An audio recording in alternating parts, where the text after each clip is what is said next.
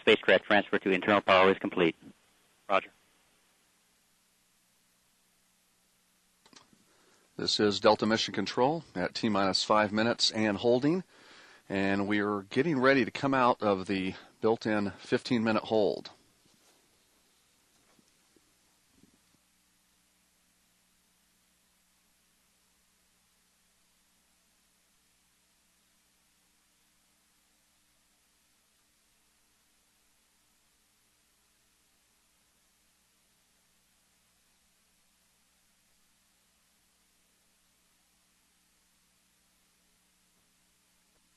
T-minus 5 minutes and counting. Vehicle transferring internal. Upper stage engine oar armed.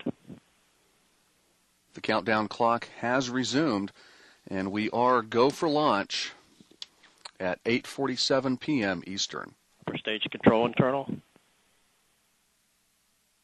C-band internal. CRDs internal.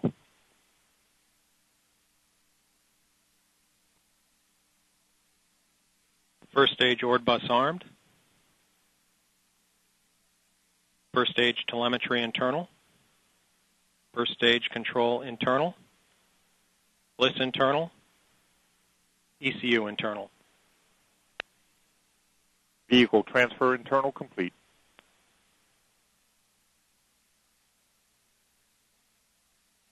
T-minus 4 minutes. Vehicle ordnance arming. FTS SNA 1 and 2 armed. CBC SNA armed. Vehicle ordnance armed.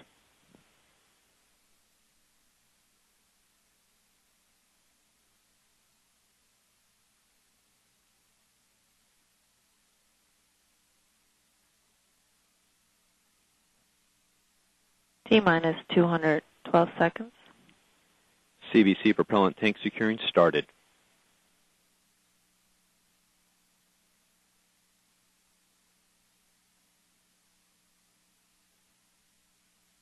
CBC locks is secured. T-minus 194 seconds.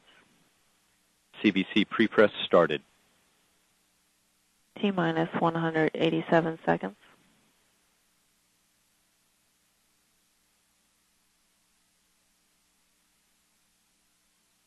CBC LH2 secured.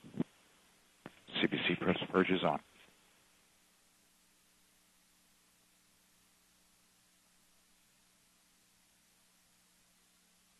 CBC locks at flight pressure and flight level.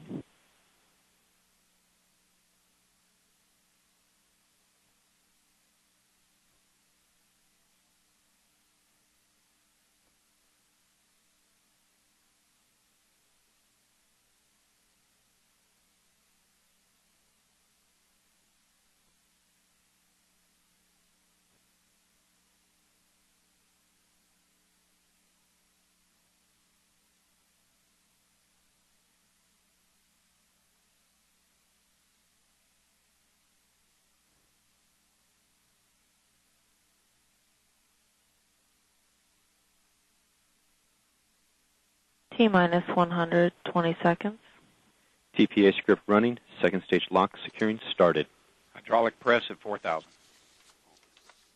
This is Delta Mission Control, T-minus 1 minute 50 seconds and counting. The countdown looks good as we continue to progress toward T0.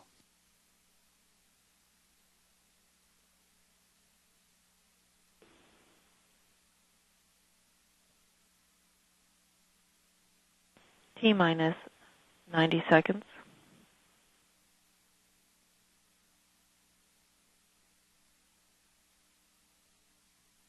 Second stage at flight level. T-minus 80 seconds. Second stage LH2 securing started. Locks GSE secured. RCO, report range, go for launch. Range go for launch. LC, this is LD. You are go to launch. Roger, go for launch.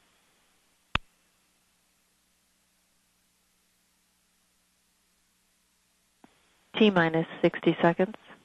Engine start box, go.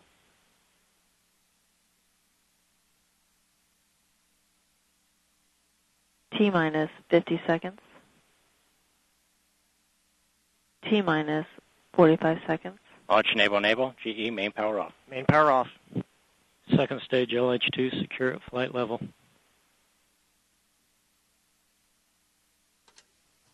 T-minus 34 seconds. T-minus 30 seconds. Green board. T-minus 25 seconds. Flight lock-in. SRM TVC below down. T-minus 15 seconds. Rope ignition. T-minus 10, 9, 8, 7, 6, 5, 4, 3, 2, 1. We have liftoff of the United Launch Alliance Delta IV rocket carrying the WGS-3 spacecraft for the United States Air Force. The wideband global SATCOM satellite provides a significant increase in capacity to our joint warfighter and Australian international partner. Altitude now a little over 1 nautical miles. Velocity 1,800 feet per second. Just passing 30 seconds. Solid motor chamber pressure is now beginning to decline. Passing 36 seconds, Mach 1. Vehicle is now transonic. Chamber pressures on the 4 solid motors are decreasing as expected. 50 seconds in. Max Q, maximum dynamic pressure in the vehicle. We are listening to Coming up Steve 55 Aggett. seconds He's into the calling flight. out flight data in real time. Still looking good. Main engine control is very good. About 1/2 minute remain on the solid motors. Chamber pressure is still decreasing on the solids as expected. 1 minute, 15 seconds into the flight. About 15 seconds now remaining on the solid rockets. Chamber pressure is now beginning to decline on all 4 solids. Standing by for burnout.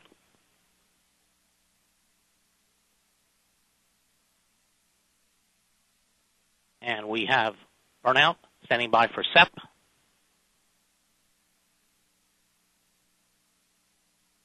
And we have separation. Separation of all solid rocket motors. 1 minute, 50 seconds into the flight. Delta vehicle only weighs 1/2 now of what it did at launch, some 1 minute, 56 seconds ago. We are now depleting propellant at the rate of 1,850 pounds per second. Now passing 2 minutes, 3 seconds into the flight. Altitude now 31.4 nautical miles. Velocity 6,439 feet per second. Downrange distance 38.2 nautical miles. Second stage activities beginning now. Hydrazine tank pressurization has completed. The pressurization of the hydrazine lines has also started at this time. Both those systems are required for attitude control in the second stage. 2 minutes, 35 seconds in. Main engine control and chamber pressures continue to look good.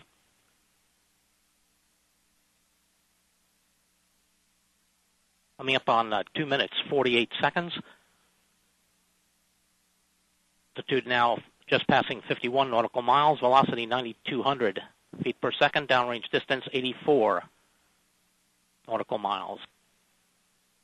Passing 3 minutes, 2 seconds. Standing by for payload fairing separation. That separation should come about 15 seconds from now.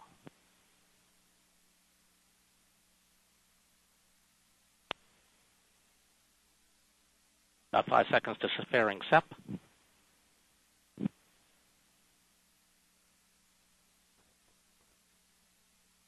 And we see fairing SEP. Payload fairing has separated. 3 minutes, 32 seconds into the flight.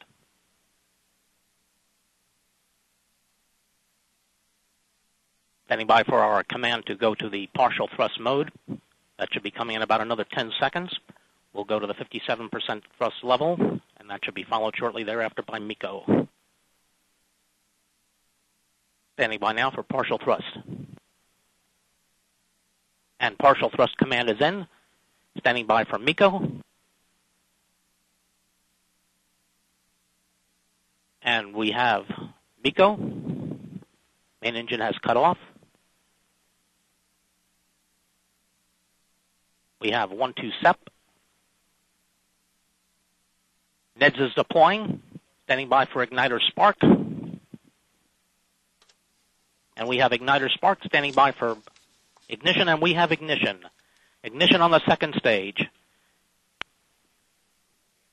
Good steady state chamber pressure on the second stage. 4 minutes, 37 seconds into the flight. We had a good response in pitch and yaw. Pitch and yaw is damping out at this point.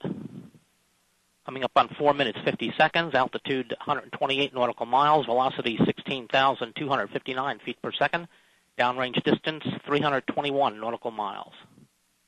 This first burn of the second stage. And this is Delta Mission Control, about a little over 5 minutes into the mission, and we've just heard Steve Agate report the successful execution of the events comprising the early part of tonight's mission, and we are now in the first of two planned second stage engine burns. This burn will last just under 16 minutes, ending approximately 15 minutes from now. And I'm joined now by Air Force Major Mark Hadley from the Wideband Global SATCOM Group. Major Hadley, thanks very much for joining me tonight. Thank you, Doug. It's a real pleasure to be here. And major launches are always exciting, and the culmination of a lot of work. Tonight's launch, no exception, but really isn't the launch just the beginning of the work for the WGS team? Yeah, that's right, Doug. I mean, the launches are definitely exciting, as we just saw, but there's still a lot of work to do. After spacecraft separation, about 35 minutes from now, WGS-3 will continue orbit raising over the course of the next 50 days. And then after another 44 days of testing by Boeing and the Army, because the Army Strategic Command actually operates the payload, it will then have to transition from a test orbit to an operational orbit, and that'll take another approximately 40 days. So as you can see, there's still about 4 months of work to do before we reach, real operational status. And, I mentioned earlier the increase in capacity. Could you explain what that means to our troops in the field? Yeah, sure, Doug. I'd like to discuss three key capabilities of WGS and how it's a significant upgrade to its predecessor, the Defense Satellite Communication System, otherwise known as DSCUS. First, WGS satellites add a high-capacity Ka send and receive capability, and as compared to the X-band only DSCUS constellation. So then it still performs the Global Broadcast Service, or GBS, which is kind of like DirecTV for the warfighter. That's how we get CNN and even Predator feed into theater. Second, by incorporating a digital channelizer, WGS provides seamless communication into and out of the theater. And it'll also allow cross-banding between the X and the Ka band. And that means, for mom and dad listening at home, that's any user can talk to any other user no matter which frequency they're on. And then finally, WGS satellites are able to communicate with the airborne ISR systems. So that provides that critical link to information for a warfighter. And that's, it can still provide service to many of the users at the same time. And it sounds like WGS is really a game changer for our warfighters. That's right, Doug. It really is a game changer. As mentioned earlier, one WGS satellite provides the same equivalent capability as the entire DSCUS constellation. It provides voice data and commanding at about 10 times the data rate that was previously available, and to an increased number of users, while still, talking to ground forces, embassies, airborne assets.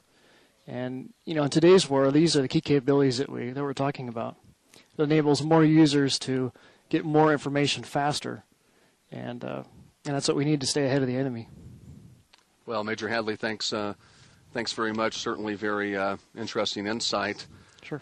And while we wait for our next mission event, let's take a look at a video detailing what it takes to deliver the WGS capability.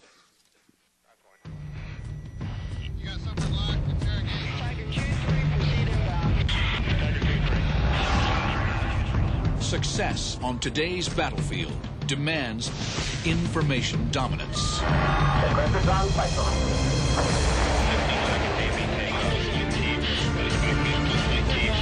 Lasers on. Coming right. I'm going to put first in. Big up, Kelly. 40 seconds.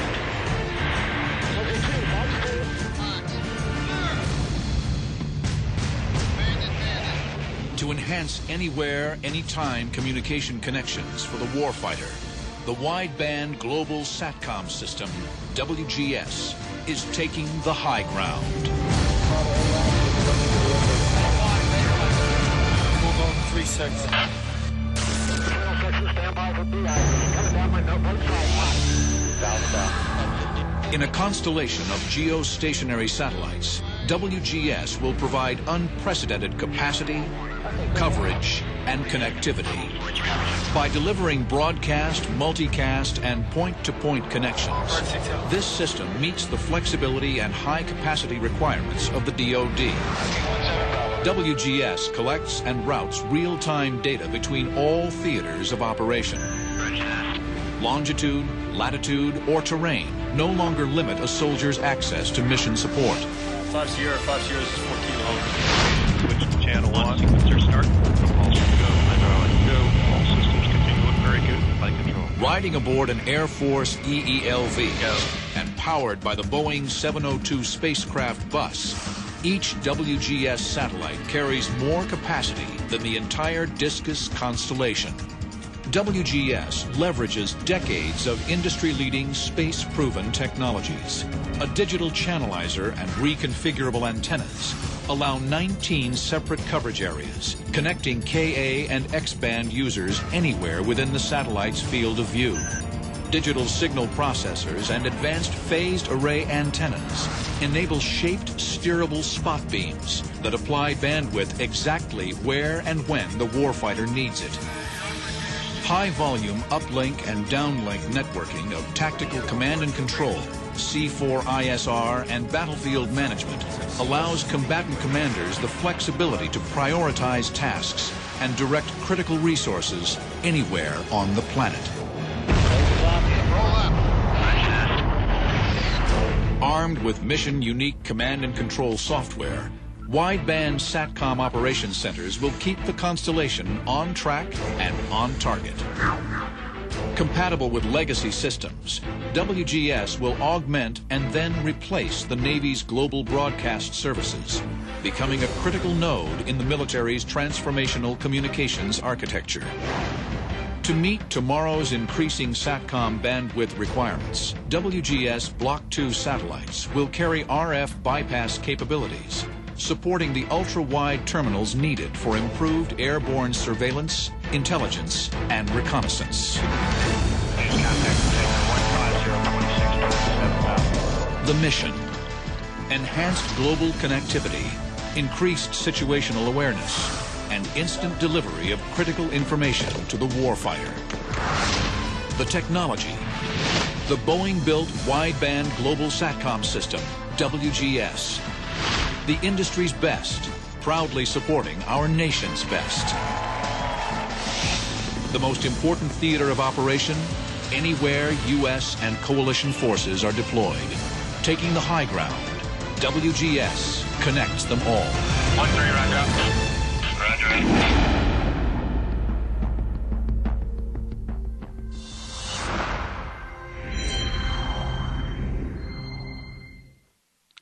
This is Delta Mission Control at a little over 13 minutes into the Delta IV WGS-3 mission.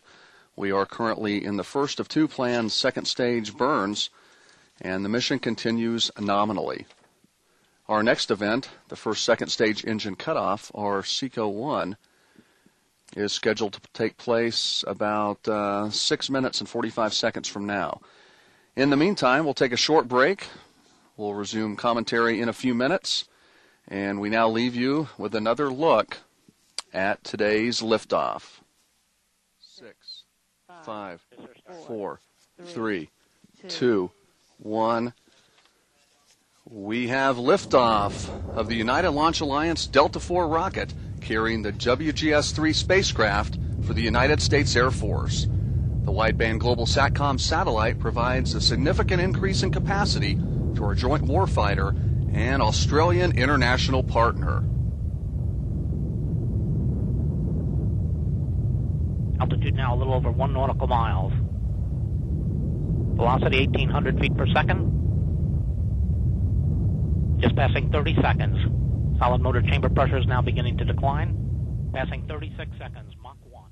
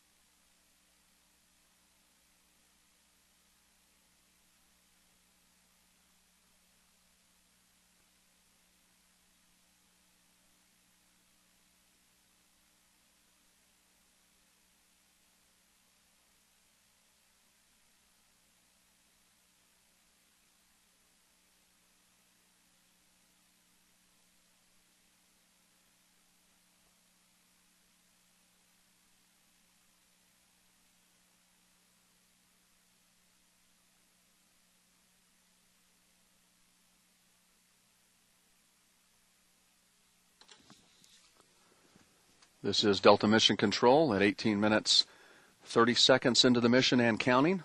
Welcome back to live coverage of the Delta IV WGS-3 launch. The mission is currently in the first of two second-stage engine burns, and all systems continue to operate nominally. Our next event is the first second-stage engine cutoff, or SECO-1, which is scheduled to take place about a minute and a half from right now. And let's go back now to Steve Agid as he provides play-by-play of today's mission events. Downrange distance, 2,841 nautical miles.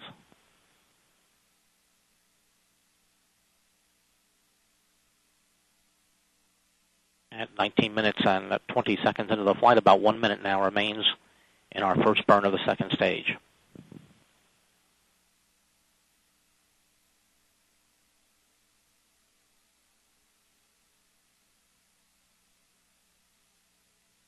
"45 seconds remaining until SECO 1.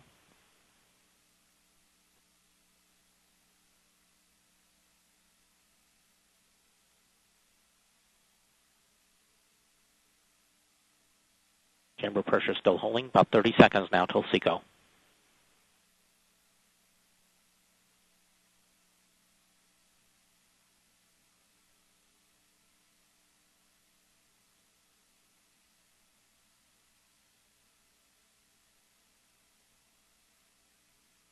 Standing by for SECO, about 10 seconds.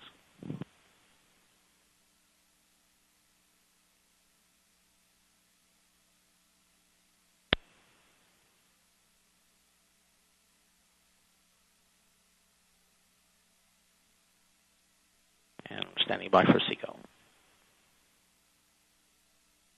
And we have SECO.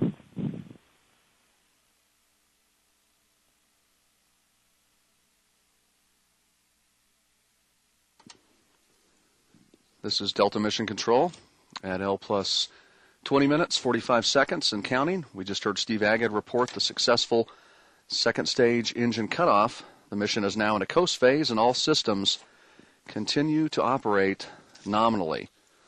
Our next event is the second stage engine restart, or the second and final of 2 planned second stage engine burns.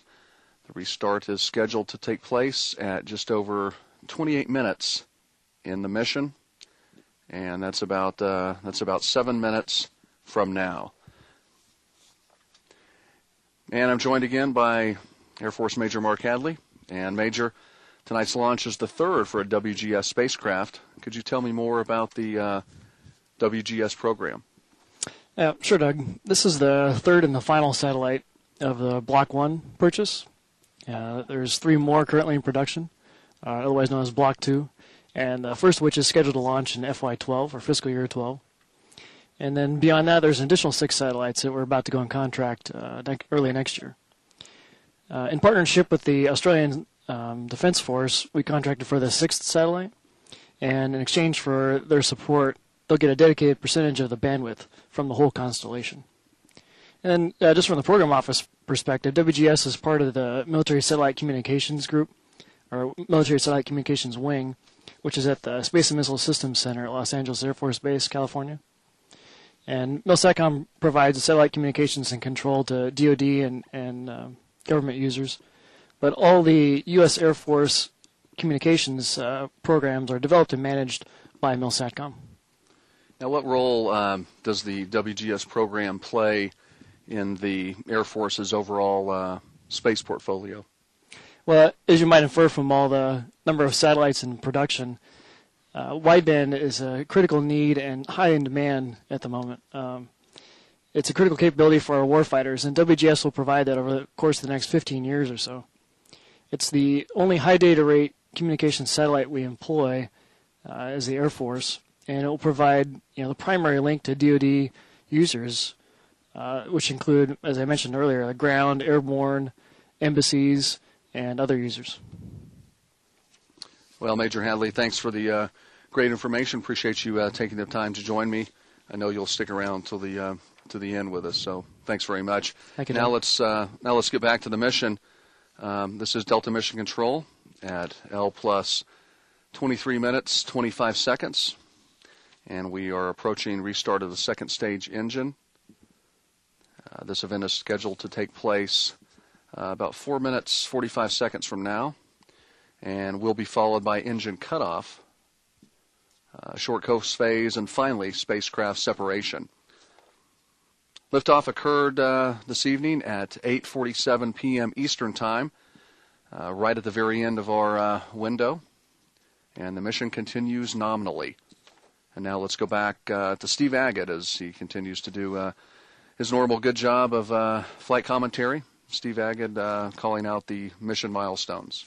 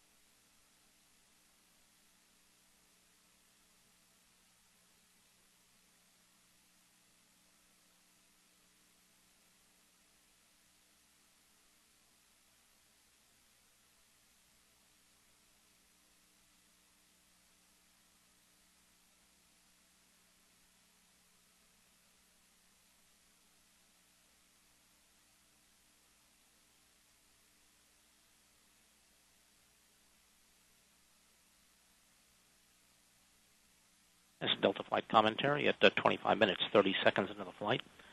About 3 minutes now until the second burn of the second stage. This second burn will be about 3 minutes in duration.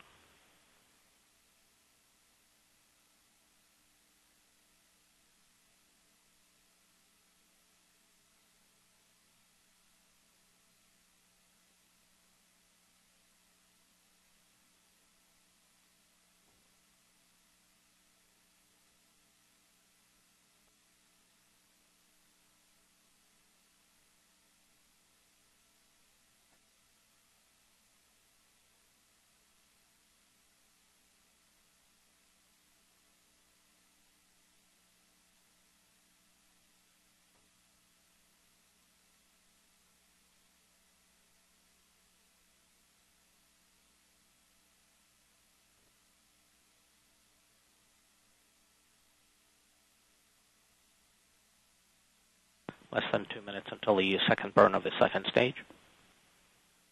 About 14 minutes now until payload deploy.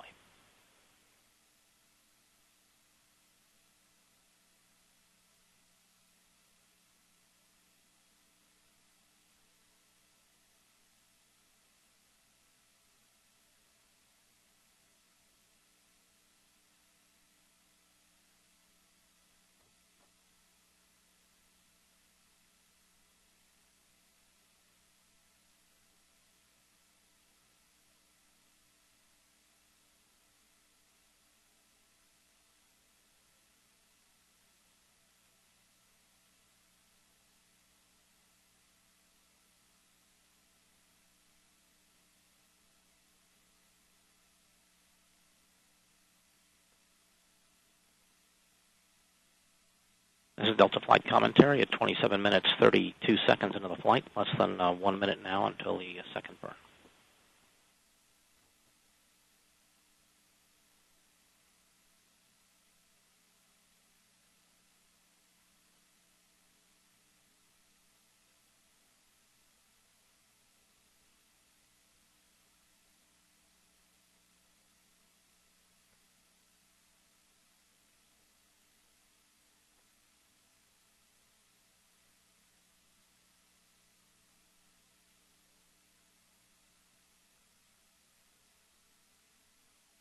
About 15 seconds now until restart.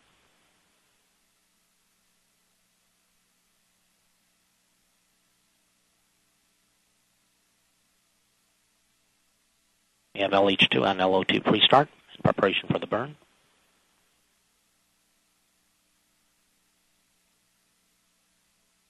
And we have igniter spark. And we have ignition. Ignition on the second stage. This burn should last about 3 minutes. Good chamber pressure on the second stage. This is Delta Mission Control. At L plus 28 minutes, 50 seconds into the mission, we are now in the second and final burn, which will last for approximately 3 minutes. And now let's go back and listen to Steve Agate some more, please. The burn of the second stage.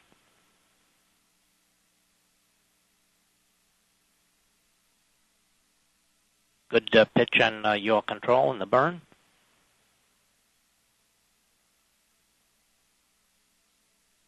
Velocity increasing now, 29,587 feet per second. Downrange distance, 5,519 nautical miles.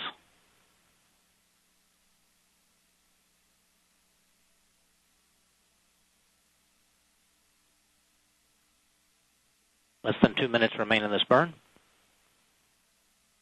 Good pitch and yaw control. Good chamber pressure. 29 minutes, 45 seconds into the flight.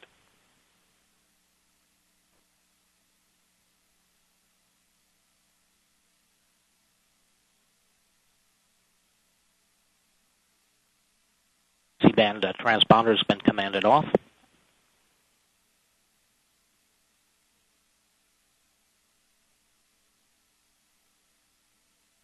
A little less than a minute and a half remaining on the burn. Chamber pressure continues to look good. Attitude control is good.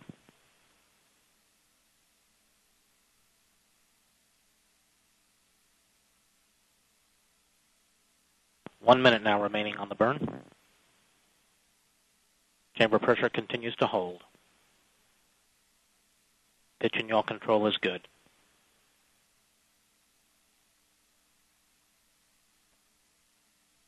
Velocity now is 31,629 feet per second. Downrange distance 5,872 nautical miles.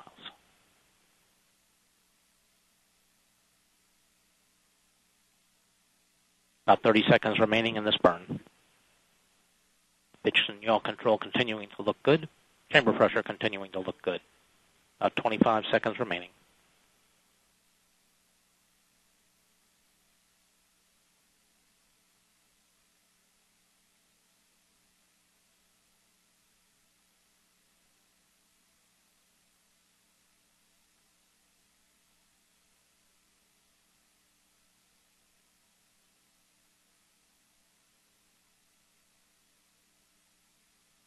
And we have SECO.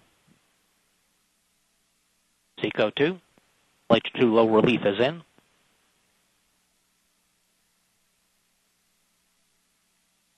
EMAs are locked. This is Delta Mission Control. L plus 31 minutes, 45 seconds. The mission continues nominally.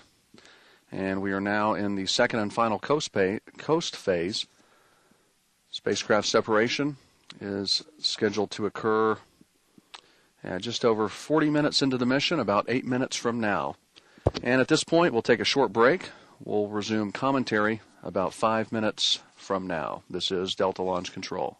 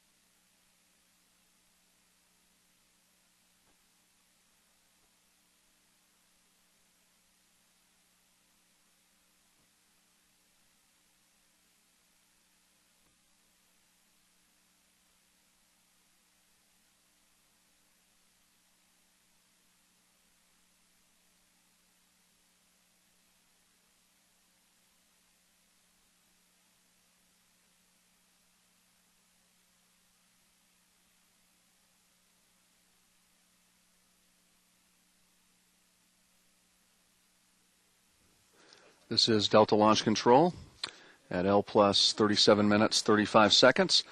Let's quickly go back and recap some of the important milestones from this mission. Liftoff occurred at 8:47 p.m., right at the very last, at the end of the window.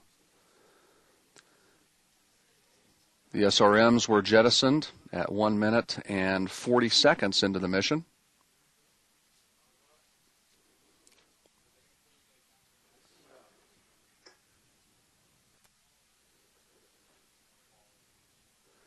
The payload fairing jettisoned 3.5 minutes into the mission. And finally, main engine cutoff was on time, 4 minutes and 6 seconds into flight.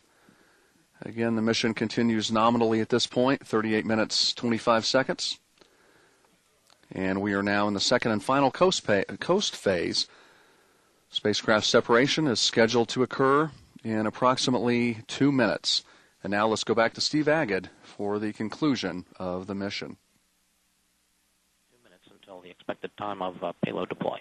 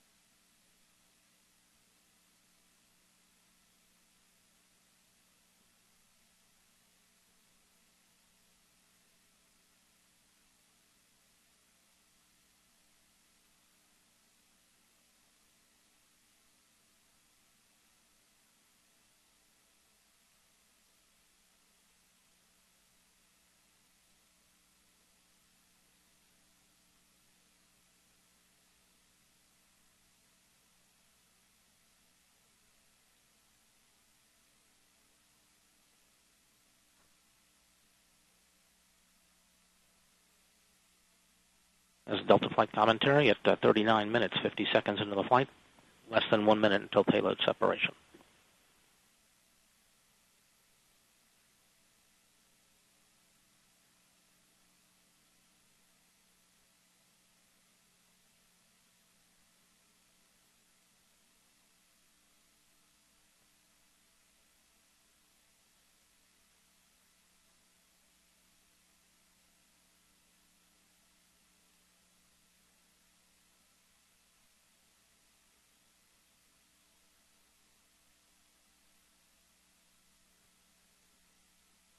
About 10 seconds to deploy. Standing by.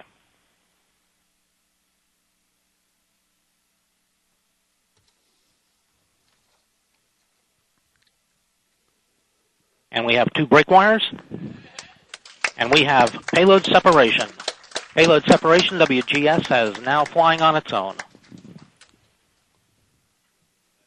40 minutes, 55 seconds into the flight. And Major Hadley, congratulations. We've just seen the successful launch of WGS-3 for the United States Air Force. Thanks, Doug. This is another important milestone for our warfighters and our nation. Go wideband. And I'd like to thank Steve Agid for his support of this broadcast, and also, again, to Major Hadley from the wideband SATCOM group for his participation in tonight's successful launch and broadcast. For more information about the Delta IV, please visit www.ulalaunch.com. And on behalf of the entire launch team, I'm Doug Shores. Thank you for joining us this evening. We leave you with one last look at the launch of the Delta IV rocket carrying WGS-3 for the United States Air Force. This launch marked the 36th ULA launch in our first 36 months of operations. Have a great night, everyone.